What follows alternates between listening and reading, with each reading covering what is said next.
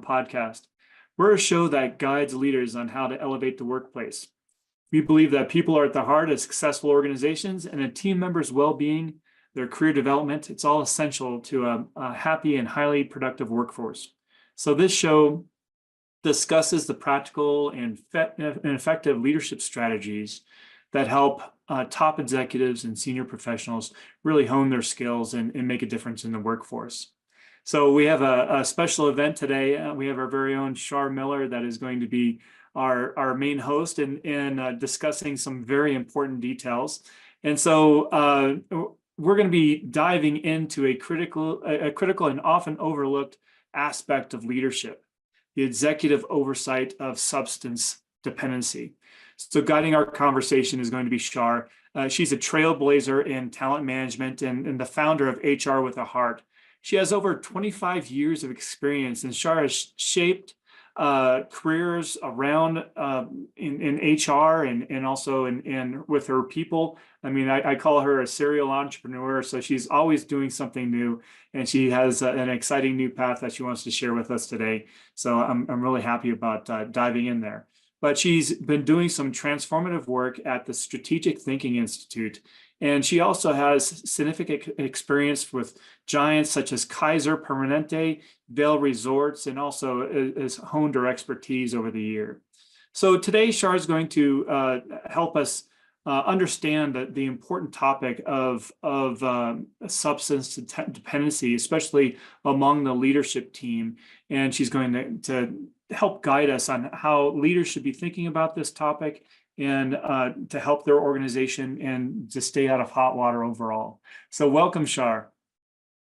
Thank you for having me again. Yeah, absolutely. So Char, and I know that you're no stranger to the People Strategy Forum. I mean, you've helped shape this podcast over the years. But one thing that I would like to do, just because I know that a lot of our listeners know you in a sense, from your time here. But let's dive in a little bit into the detail into your background and what really drove you to have a passion in this area to help leaders really become better individuals and leaders themselves. Thank you so much. I've worked in corporate for, I'm not going to go over my CV today, but I definitely have a strong HR talent management strategy background. And I jumped into entrepreneurship and started running I was a founder and owner of a very successful multi-million-dollar business because I applied my talent management strategy aspects and vision to my company, which was a real joy as my own business owner. And also doing, HR consulting, and also very thrilled to be working with CompTeam along the way. So I've been doing that, for the last four years or so. So I really am passionate about talent management strategy. I really am about progressive and innovative talent management strategies, and not the typical type of programs and flavor of the month programs that often many HR departments and talent management departments have.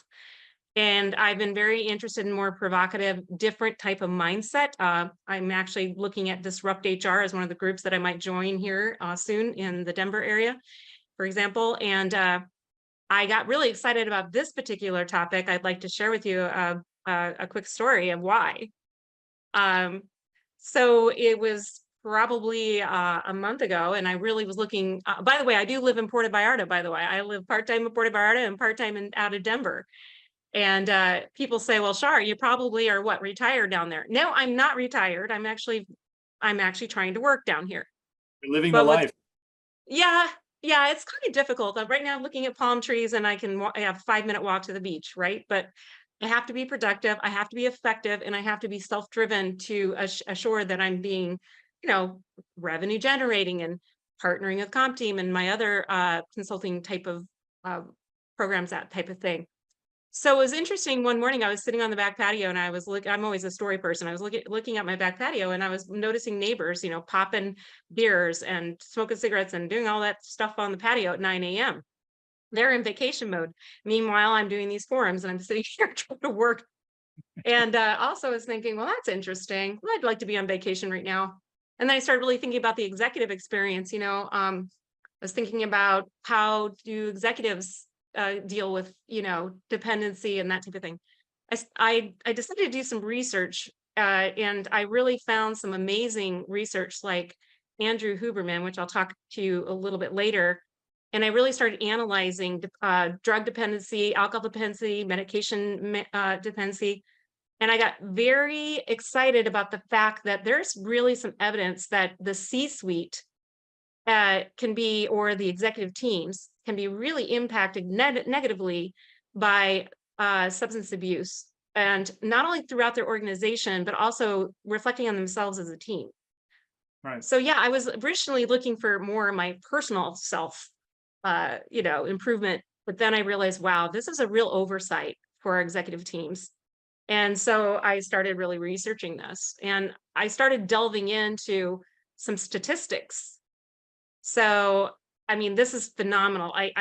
So I went to the National Center for Drug Abuse Statistics, which anyone can go to and Google it. And do we realize that 21.4% of people 12 and over have illegal drugs or misused prescription drugs in the last year? And this is recent data. The data is staggering.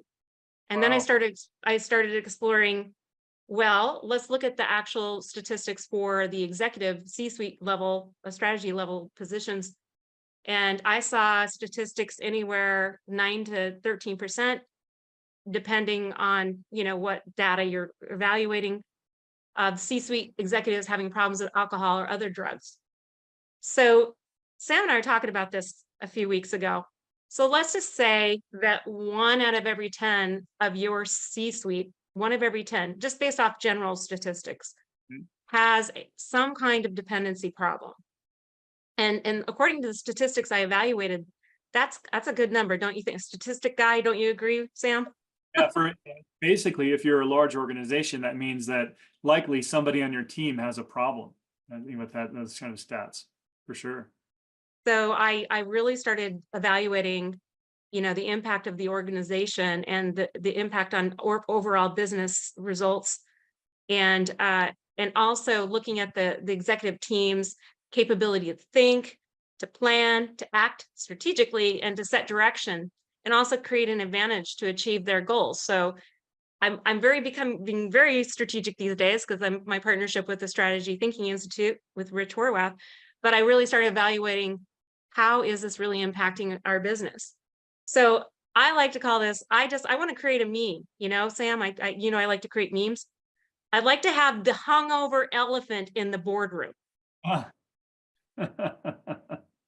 And I don't know about you guys, but have you not noticed? I mean, particularly if those of us that are quote seasoned have spent a lot of time in the boardroom, have spent a lot of time at the C-suite level, and we can tell when somebody maybe is hungover or not on their game or not thinking clearly, unfocused, scatterbraiding all over the place, and it really impacts the dynamics of that team. Mhm. Also, if you have poor meeting management issues, talk about the overall impact. So that's what I want to talk about today. Because ultimately, I think if an executive team really wants to have that competitive advantage and they want that organization to differentiate themselves rooted on all their capabilities and the talent of their capabilities, let's think about the executive oversight around dependency in the workplace as well as the C-suite. Take a look at the mirror, look at your own elephants in your room. How is this really impacting your overall business? And how is that impacting your competitive edge out there in the marketplace? So I think this is a real huge topic. Yeah, and it can be, there can be a lot of things related to this. I mean, there's of course the illegal drug use that's, of course is bad, and there's can be prescription drugs that are prescribed due to certain medical issues that may be impacting performance without that executive's understanding, or they may need to be told, and so forth, and then just common ailments. I mean, we're all familiar with the COVID, the long COVID symptoms, right? That can Right. be challenging, and so there's things that can impact our mental performance on the job, and it's important to be inquisitive and go forward with a helpful attitude when addressing these issues. Would you agree, Shar? Absolutely. I think, this is kind of like it's hidden Yeah.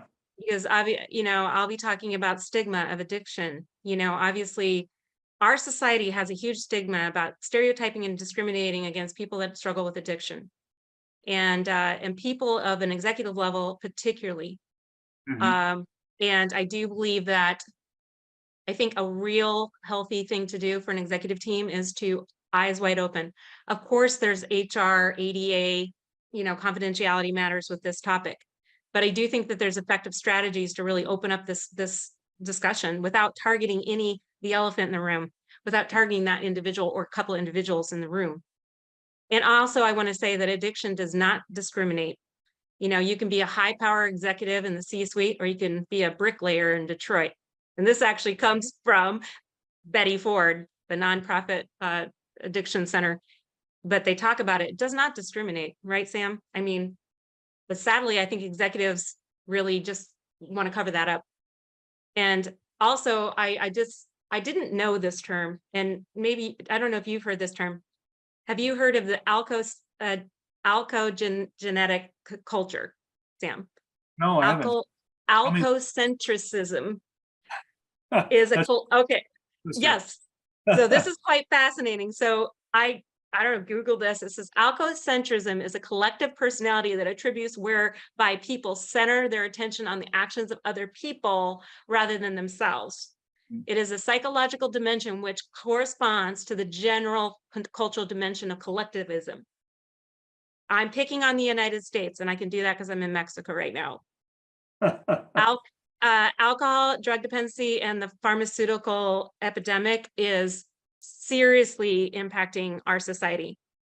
As we all know, and I don't need to preach to the choir here, everything's based around drinking, every single thing we know, every event, weddings, not everyone, but a majority, right? And statistics glaringly show that.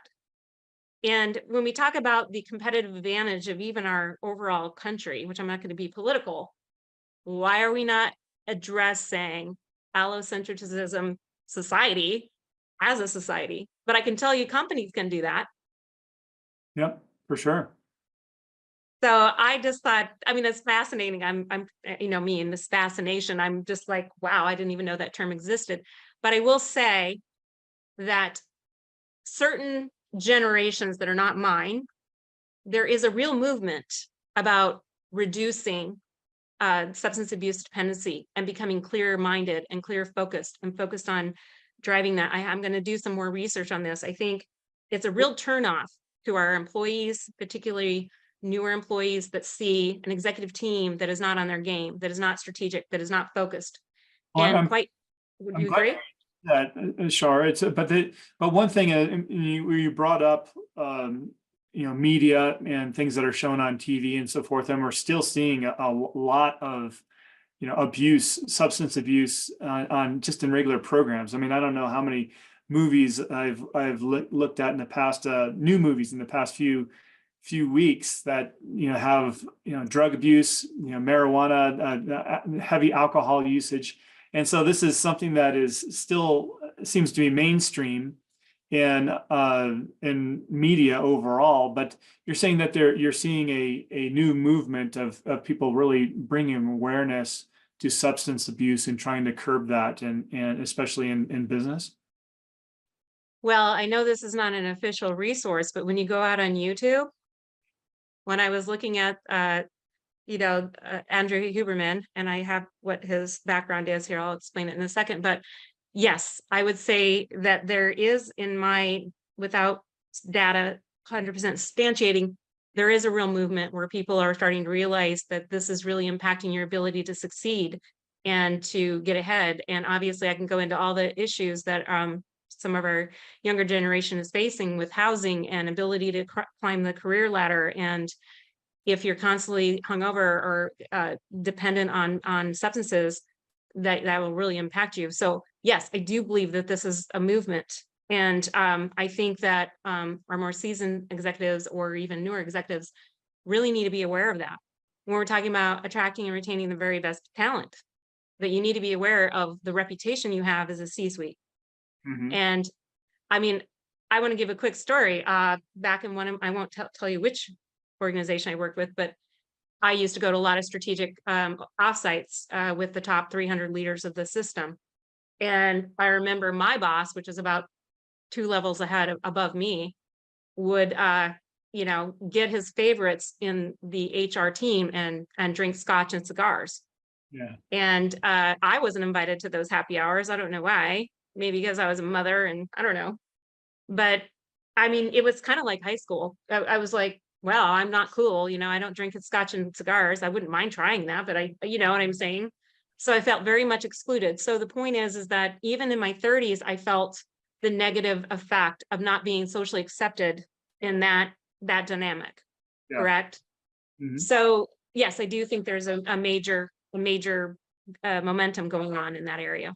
Yeah, and I think there's also when you're bringing up that past experience you have is I think that's where some leaders have gone wrong with having alcohol and different things like that on in certain events is that it seems to encourage certain behaviors and potentially exclude others from being involved in some situations like that. So it's and Yep. it's not just limited to business or the C-suite, but our children are facing the same types of situations. That Correct. peer pressure, right? Yeah, I mean, I need to set the example for our children and our youth and also our employees. Now, I don't want to come across as Mary Poppins or whatever you want to call me, because I too like to have a glass of wine. I do like to have the social hour, with my colleagues. I don't say that. I would not support that. However, why not have some mocktails or some, something that's not so focused on drugs and alcohol, I think social things are good, but let's maintain those and make sure that they are respective of other people's beliefs and the fact that some people don't drink and don't smoke and do all those things, because Yeah. you're really ostracizing a segment of your employee population when you do. Mhm. Right. And so, what are the ways that leaders should uh, be moving forward with being more aware of potential substance dependency, addiction among our people, and what is the best way forward here? Well, I do definitely believe that acting as the role model and the influencer of the organization, because we are the compelling force that affects others in our actions and our behaviors and our opinions of others. And, obviously, I think executives, one, being aware. Now, as we know, HR typically offers things like EAP programs.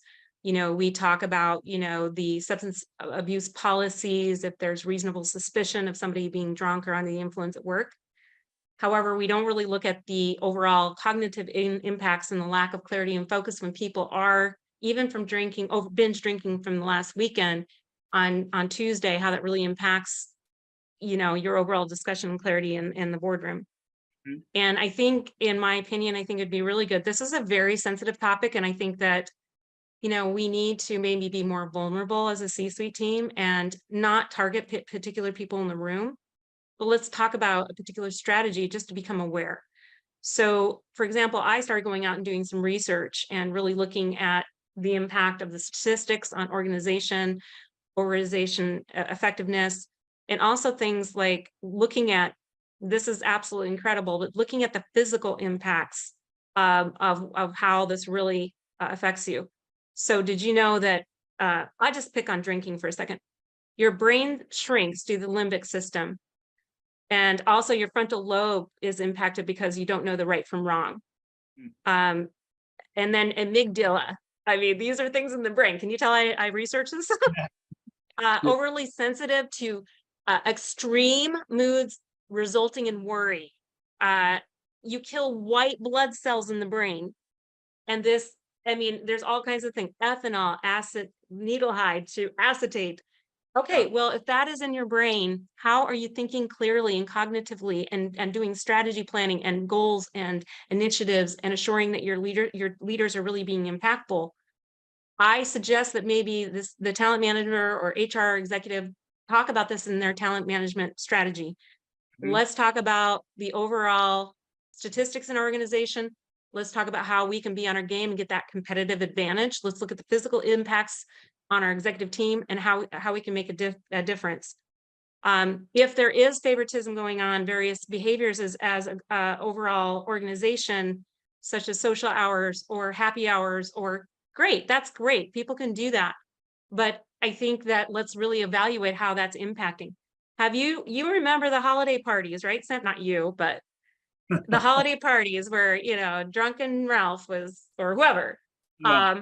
standing on the table, it's kind of like a Seinfeld episode, um, but the Elaine dance. Um, but But you're go saying ahead. it's important for leaders to make sure that when they're having those events, that Yeah. there's alternatives, those mocktails as you're talking about, making sure people feel comfortable, being a non-drinker or not participating in certain of those activities, and making them feel welcome and included still, right? So I think Yep. there's that leaders can do, and bringing awareness to the issue, as you mentioned, is quite important. Mhm. Are there programs out there to help guide leaders to introduce more awareness around dependency? Absolutely. I think there's internal and external resources in this area. When you're evaluating, your organization, taking a look at, employee engagement and education around having a safer workplace. So you already have policies, or most companies, at least larger ones do, that really evaluate it. We already have, expectations as employers when it comes to, particularly in the safety sensitive areas. I think sometimes we kind of zone out on those type of dialogues because we don't really think of dependency really impacting overall safety. Hmm. Also your EAP program, as an HR person, I know many of our employees, you'd say, go to EAP. We have behavioral support for, particularly in the healthcare background, which is mine, but to really support professionals when in need. So encouraging your executives and employees to really take advantage of those benefits.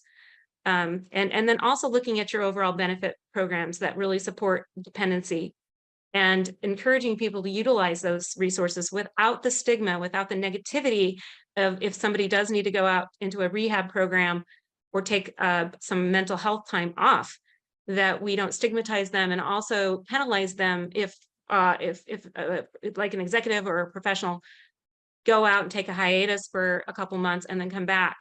Um, Opening up that trust and safety and dialogue, again, without impacting confidentiality, but I think it's important to talk about that.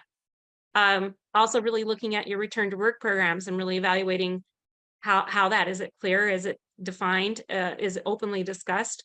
Also, yes, I've done some research. I have found various, I'm not advertising, but yes, there are actual executive C-level um, rehab facilities. Now, granted, they're probably a little more cush than your typical rehab facilities, um, but really looking at that resource and being open-minded to be able to see that.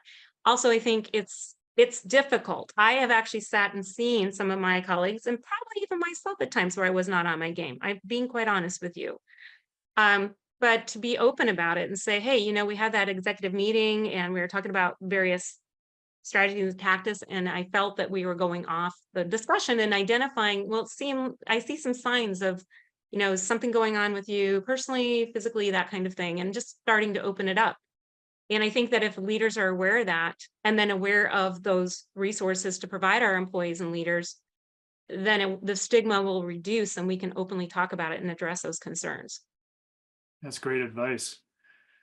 Well, so as we're thinking about the main things that we want our listeners to be aware of in this conversation, I mean, what are the top things that you want our listeners to walk away with today? So when I talk about the executive oversight, I really do think about what is your competitive advantage. And I did talk about this earlier. And again, let's go back to the 1 out of every 10. I mean, just on statistical, can you imagine the difference that you would make if you help to address this problem in not only your C-suite, but also your overall organization? Can you imagine if you can make a 10% difference in your organization's effectiveness to reach skills, strategies, goals, competencies, capabilities? If you were able to take that edge up in the marketplace, what that could do for your overall bottom line and your overall return on investment with your talent and your teams? I mean, I was actually taking a look at, I mean, I'm not a statistic person, but I've actually looked at some, according to the National Safety Council, and the cost and overall impact to an organization of the executive, administrative, management, and finance sectors of organizations. Turnover costs, if those with dependency issues per person impacts about $7,629. Absenteeism cost is over 4,281. Healthcare costs over 1,000 whatever. And so it's about $15,000 per individual. And that's just on your C-suite. I mean, if you take a look at your entire organization and do some analysis, I mean, you understand that, Sam, this is a real cost impact to the organization. Right. And I think that this is an oversight. I think that oftentimes we sit in these meetings, we fire drill, we have a tendency to be very tactical and look at our daily activities. And I think that oftentimes, since I am working with the Strategy Thinking Institute now as a strategy skills consultant, I've been through all their training and delightful resources. I'll tell you that if we're not thinking strategically, and we're not making strategy as part of our daily discussion and weekly discussion, and we only have a strategy plan that happens once a year, I think that's a problem because it's not on top of mind. I think upscaling your skill set in that area, and I think that the alcohol and drug and even the medication dependency is really impacting our overall ability to succeed. So I think that if we have that self-awareness, in addition, I just make one other comment. As a personal entrepreneur and a business owner, look at the fact that you're the CEO and founder of your company.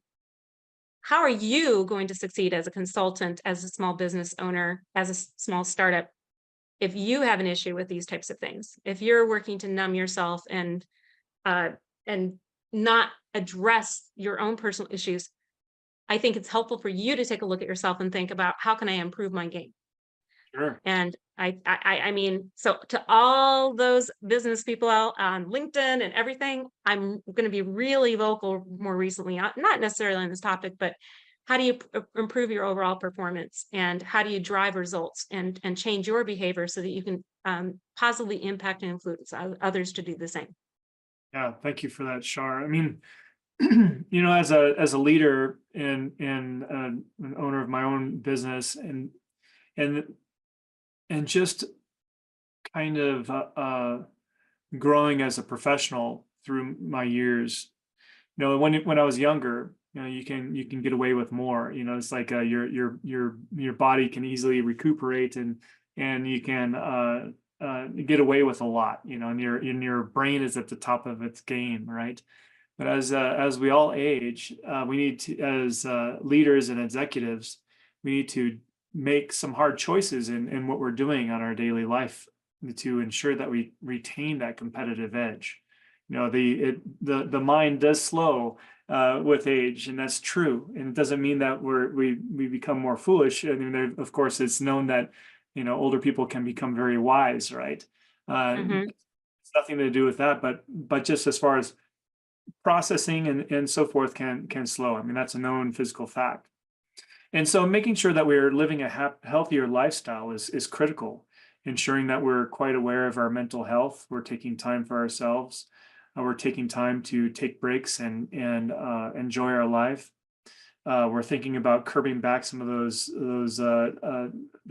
dependencies or those addictions, as whether it be caffeine or alcohol or whatever it is. And those are things that can be trimmed away to help us perform better as we age. And so I think that as leaders, increasing exercise and trimming off some of those negative habits can help us be more competitive and stay on top of our game. And frankly, it's our duty to do so when we're leading people, and we have a lot of things on our responsibilities on our shoulders. So we need to be more responsible. Well, speaking of wellness, and again, that if I shared my very vulnerable personal story where I really wanted to look at my own health and fitness, it's like a lot of people just trying to take off the last whatever pounds I need to take off and tone up and all that. I've been trying to take more walks on the beach and that kind of thing. But again, when I'm going to bring up Andrew Huberman again, because So by the way, he's a tenured professor of neurology and ophthalmology at Stanford School of Medicine. Okay. And I'm not here to plug him because he doesn't even know me from Adam. But what was fascinating is I've always known that the dependency in my family, and because I do have some of those issues in my my mom's side of the family. And I knew that in order for me to be the top-notch executive, I needed to address it. But it was fascinating when I really looked at the actual physical aspects of why am I dealing with anxiety? Why am I dealing with worry? Why do I feel like I need to numb something to be ahead when I actually didn't drink for a month? You always hear about these dry Januaries, and dry Octobers and various things. Do you realize on day 2, I was literally looking at my beautiful palm trees here, and the palm trees look clearer. Oh, The, yeah. the little bird in the tree. I mean, seriously, I was like, oh, I didn't notice that hummingbird. I was hearing things. Literally, my senses were awakening. Right. That was on day 2, and that was completely sober. Nothing. I mean, even the weekends, nothing. I watched the behaviors of my lovely friends and people that I surround myself with, and I was like, wow, this is really cool. I'm totally sober and just watching other people. And I was able to process and articulate myself better, more focused, clear-eyed, making better judgments. So I started really delving into the research just for my own personal, and then that's when I became aware that this is an executive oversight as well. Yeah. And but I think that executives obviously are A++ people. I mean, students, let's say, or maybe they were, unless they drank too much in college. um, Speaking of frats and stuff, but however, I think that scientific data, research-driven data and research is really interesting. I think that's a very good way to catch the attention of those intellects on our team. Right. And I think honestly, as talent management strategists, I've been there at the table. Oh, let's work on our employee engagement plan. Let's work on turnover. How can we have quicker hiring times? I think HR people in general, not to typecast us, but I think that we tend to focus on the tactical things that we can do in HR to make a difference in our overall culture. But I think oftentimes we don't look at overall cultural behaviors and the underneath of what's really happening I call it the underbelly of the organization. Yeah. I mean, I had a talent management strategy that was size 8 font, which was 8 pages long. I wish back in 2016, when I drafted that monster of a talent management strategy, the one I was working with the Strategy Skills Institute to refine that to keep it to one or 2 pages. But secondly, I think that it's not just the tactical activities. We already do hiring retention initiatives. We already know that we have a shortage of our talent, and there's a shortage of talented workforce. In fact, I recently saw a statistic. Well, I don't have the statistic in front of me. We know that high-tech talent is hard to find right now, right, Sam? Right. High-tech talent, attracting and retaining excellent with the AI boom that's going on. We don't have the capabilities and competencies of our talent. So I recommend that we all perhaps take some blinders off, dust off that talent management strategy plan that's 8 pages long and size 8 font, where we have to have our little reading spectacles to read it. And do you not agree, Sam, that if we actually start talking about these type of more interesting topics that really impact overall behavior, that our executives would be in tune to discuss? I mean, what do you think, Sam? Absolutely. I mean, I think that's you're providing right now a great service in just talking about this particular issue. It's not something that was, I think, is on the radar. I mean, in HR for the past several months, several months at least, we've been talking about the importance of mental health, and this is of course part of that. So a very specific issue that you're bringing awareness to, and I think that is important for leadership to go out and make sure that their people are supported in this initiative, making sure that they're setting the right behaviors. So thank you for bringing that up, Char. Well, I will tell you, I see a strong partnership in one of our former speakers, Andrea Papp. She wanted to join us today. I don't know if she was able to, probably because I didn't get a link in time. But at any rate, she's about wellness and wellness coaching. And, I really, even personally, have really been looking at my time blocks throughout the day to be more effective, and 90-minute time blocks, assuring I get some sunshine in the day, assuring that I'm getting the right diet throughout the day, obviously getting some fitness and exercise. Obviously, I have some work to do. And, that's why I like this new program at Strategic Thinking Institute, because it's called the Strategy Fitness Program or platform, and really looking at your overall fitness, not only as an operation or a business, but also your personal health, your personal type of well-being. And I think that executives today that are really top performers really have started to refine that and take a look at themselves. So is that Mhm. workshop Char, that the Institute provides? Absolutely. In fact, now I'm a strategic skills consultant. I do a lot of business development, type of thing. Yes, they have a strategic fitness platform, and I love it because it educates executives on how to be strategic. It provides all the tools and templates and all those tools. It teaches you how to utilize them. If you have a chief officer of strategy or somebody that's in line with strategy, I see a strong partnership with strategy and talent management. I think in learning development and organizational development. And I think if you have a platform like this, and I'm not here to just sell that platform, but I'm telling you, it's one place that you can house all of those things. You can keep all your strategies and things like I'm talking about housed in one spot, your competitive advantage, your market analysis, all of those, your business model, refining your business model, because that needs to be refined throughout the years. So yeah, and if anybody is interested, why don't you just, if anybody's interested in some of these free resources and free demos that I'm talking about, particularly the Strategy Institute, just get on LinkedIn and find me, Char Miller, HR with Heart. You'll find me out there, and just message me and I'll send you.